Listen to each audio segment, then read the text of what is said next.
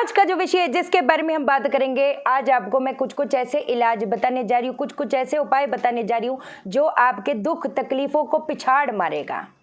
कुछ एक important knowledge मैं आप लोगों के साथ डिस्कस करना चाहती हूँ, कुछ देना चाहती हूँ कि आप चीज़ों को समझो। जब भी मैं कोई भी दिक्कतों के बारे में बात करती हूँ, हमेशा आपको मैंने अपने कहते ना दिल से समझाने की कोशिश करी। अगर 40% हमारी जो किस्मत है वो कहते ना हमारे कुंडली, हमारे ग्रह नक्षत्रों के पे डिपेंड करती है, तो 35% हमारी जो चीज़ें हैं वो किस पे डिपेंड करती है? वास्तु पे।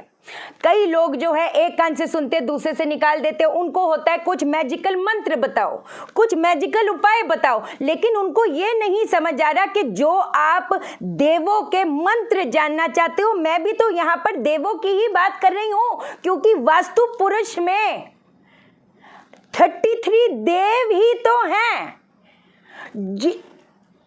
कैसे समझाऊं? वास्तु पुरुष में एनर्जी फील्ड्स में 33 देव हैं। यही देव हैं जो नक्षत्रों के भी स्वामी हैं, जिनको क्लब करके 27 देवता देवी उन नक्षत्रों के स्वामी बना दिए गए। जब हम आयुर्वेद के बारे में बात करते हैं, उसमें भी तो इन्हीं देव का वर्णन है, जिनको बोला जाता है हमारे बॉडी के, हमारे पिंड के 24 देव। इन देवों का काम क्या है ना? मैं अच्छे से समझा पा रही हूँ ना? मैं चाहती हूँ आप इन चीज़ों को समझो, अपनी इन चीज़ों को अपनी जिंदगी में उतारो।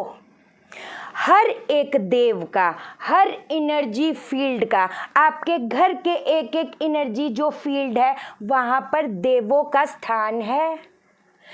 इन देवों को अलग अलग इनकी कैसे समझाऊं, इनकी अलग अलग पर्सनैलिटीज़ हैं, अलग अलग कैरेक्टरिस्टिक्स हैं।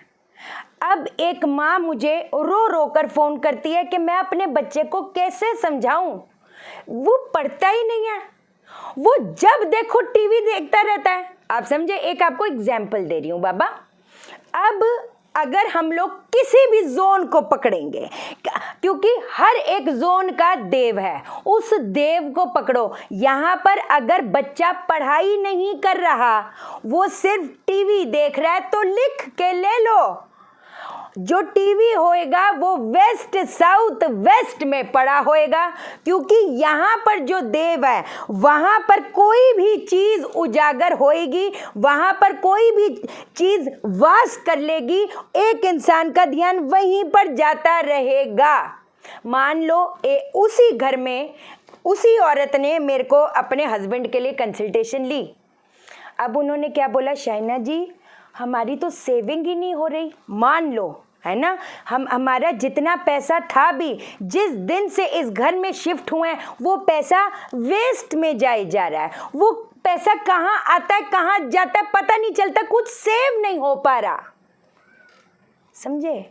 कौन सा जोन पकड़ोगे? West south waste.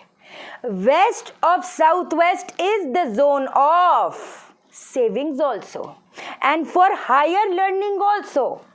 जहां पर हम लोग हमेशा बात करी है, नॉर्थ ईस्ट में वास्तु पुरुष का सर माना गया बराबर, क्योंकि एक इंसान को बहुत ज़्यादा एंजाइटी होती है, उनका दिमाग बहुत ज़्यादा ब्लॉक्ड रहता है, बहुत ज़्यादा एग्जॉस्टेड रहता है। तो आप वास्तु नॉर्थ ईस्ट में वास्तु पुरुष के सर को देखोगे कि वहाँ पर कोई आपने बर्डन, कोई वजन वाली चीज़ें तो स्थापित नहीं करी हुई। पहले मेरा तैयार होने का मन करता था, अब मेरा तैयार होने का मन नहीं करता। पहले मेरे पास पैसा आता था, अब पैसा पता नहीं कहाँ चला जाता है। मेरे को इनकमिंग कैश की क्रंच है। ये किसकी बातें हैं? ये साउथ ईस्ट की डिफेक्ट के बारे में बात कर रही हूँ मैं। रिलेशनशिप, वो कहते हैं ना, एक जो क्लोजनेस होनी चाहिए। कितने हस्बैंड वाइफ होते हैं, उनके रिलेशनशिप में क्लोजनेस नहीं है। साउथ ईस्ट को पकड़ोगे बाबा, मन नहीं है, मन कट गया। नॉर्थ वेस्ट को पकड़ोगे तो इसका मतलब मैं आपको एक शॉर्ट में समझा रही हूँ, हमें देवों की शक्ति को समझना है। और ये वही देव है जो आयुर्वेद में भी वर्णन किया हुआ है और हमारे कुंडली के नक्षत्रों के भी स्वामी हैं। तो कहते ना, एस्ट्रोलॉजी बिना वास्तु नहीं, वास्तु बिना एस्ट्रोलॉजी नहीं। अब जैसे कि एक बड़ी मज़ेदार बात और आपको बता देती हूँ। अब हम वास्तु को एस्ट्रोलॉजी से कभी जुदा क्यों नहीं कर सकते? अब आपको मैं बताती हूँ, क्योंकि हर जगह हर एक इंसान को सूट करना ज़रूरी नहीं है। एक इंसान को वेस्ट कहते हैं ना, जो वेस्ट जोन होता है वो पुष्पदंत का है ना। वहां पर जो देव है वो वरुण देव है, जिसके असिस्टेंट कौन है? पुष्पदंत है, जिसका काम क्या है? तथास्तु, जा ले जा, जो लेना है ले जा, एक्सपेंशन देती है। लेकिन ये चीज जरूरी नहीं है कि एक इंसान जो उसकी कुंडली में सूर्य प्रधान है उसको वेस्ट सूट कर जाए। अगर आपकी कुंडली में सूर्य प्रधान है, अगर आप वेस्ट में सो रहे हो और आपको तकलीफें आ रही है, आपको प्रॉब्लम्स आ रही हैं, तो आप अपनी जगह परिवर्तन करके देखो। 1 दिन, 2 दिन, 3 दिन, 4 दिन, पता चल जाएगा। वाइब्रेशंस। अच्छा, कई बार ऐसा भी नहीं होता, मतलब है ना कि कोई दिशा सूट कर रही है कि नहीं कर रही, कई बार वहां की ऊर्जा दूषित होती है। क्यों? क्योंकि हमारे ये जो फ्लोर है धरती, उधर फ्लोरिंग के नीचे जियोपैथ लाइंस लगी होती है। जियोपैथ लाइंस जो होती है वो एनर्जी को दूषित कर देती है। तो जो इंसान वहां पर उसका जो वो कहते हैं ना, जो पिंड बस रहा है वो उसकी एनर्जीज को उखाड़ रहा है, उसको डिस्टर्ब कर रहा है। समझे? अब सेम गोज, जो मान लो शनि प्रधान लोग हैं, वो अगर पूर्व में सो रहे हैं, अगर उनकी चीजें सूट नहीं करी तो वेस्ट में आ जाओ। सिंपल। आपको मैं तरीके बता रही हूँ, आपको कुछ कुछ चीजें, ये आपको कौन समझाएगा इतनी डिटेलिंग में बाबा। मैं तो ये सोचती हूँ ना, पिटारे में बहुत कुछ है कि नहीं? इलाज बहुत है, इलाजों की कमी नहीं मेरे पास, लेकिन आप भी तो समझो क्यों समझा रही हूँ ये सब। ठीक है, चलो अब हम आते हैं एस्ट्रोलॉजिकल पॉइंट ऑफ व्यू से चीज़ों को समझेंगे। कई बार कुछ ऐसी दशाएं होती हैं, जैसे किसी की अगर अंतरदशा प्रत्यंतर दशा नेगेटिव चल रही है, कुछ ऐसे कॉम्बिनेशन होते हैं, एक होता है एस्ट्रोलॉजी, एक होता है न्यूमरोलॉजी, एक तो होते हैं सबके फादर साहब। उसमें क्या होता है, जब एक शनि की जो ऊर्जा है तीनों तरफ से अटैक करती है तो एक इंसान को हेल्थ रिलेटेड प्रॉब्लम आ सकती है, रिलेशनशिप रिलेटेड भयंकर प्रॉब्लम आ सकती है, एक के बाद दिक्कतें, लिटिगेशन, ये फलान ढिमकान, जो भी है ना। हमने सिर्फ सॉल्यूशन के बारे में बात करनी है, कोई ऐसी बात नहीं। आपने क्या करना है, चौमुखी दीपक जो होता है, एक मिट्टी का दीपक ले लो। ठीक है, मिट्टी के दीपक में सरसों का तेल आपने डालना है। सरसों का तेल डालने के बाद में आपने ना जो रुई की बाती होती है, चौमुखी मतलब 4 रुइयां उसमें लगा देनी है। ये अब आपने अपने सामने रखना है ना। बड़ा सा दिया लेना इसको, क्योंकि ये हम चाहते हैं कि थोड़े टाइम तक जलता रहे। अब आपने क्या करना है, आपने एक थाली ले लेनी है, उस पर काजल से क्लीम लिख लेना है। जब भी आप ये कर्म करने जा रहे हो, आपने अपनी चीज़ों के बारे में सोचना है कि आप अपनी ज़िंदगी से, आप उस सिचुएशन से क्या आउटकम एक्सपेक्ट कर रहे हो। अब आपने क्या करना है, क्लीम आपने काजल से लिख दिया, ये जो चौमुखी दीपक है उसके ऊपर रख दिया। अभी आपने जलाना नहीं है।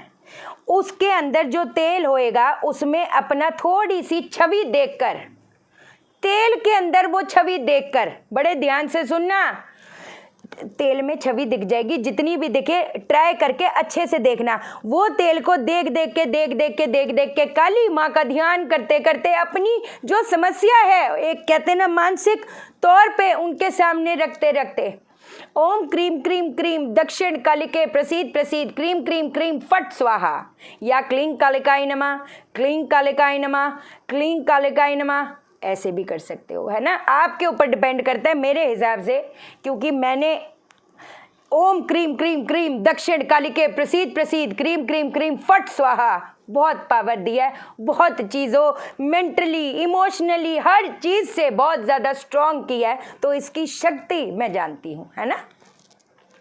अब आपने क्या करना है, ये जो है आपने उठाना है और आपने कहीं पर भी चौराहे पे जाकर वहाँ पर ये जलाकर रख के आना है।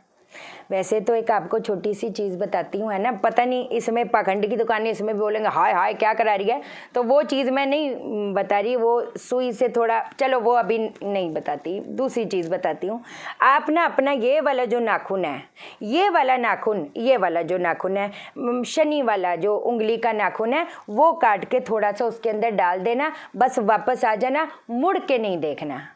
आपने अपना चेहरा देख देख के अभी आपने घर पे ये दिया नहीं जलाना, दिया आपने वहीं पर जलाना है और अपना ये रख के आ जाना है, वहां पर मुड़ के नहीं देखोगे चौराहे पे। अब अगर आप ये चीज कहते हैं ना 8 शनिवार लगातार करते हो, ये कंफर्म बात है, आपका कोई ना कोई मार्ग खुलेगा।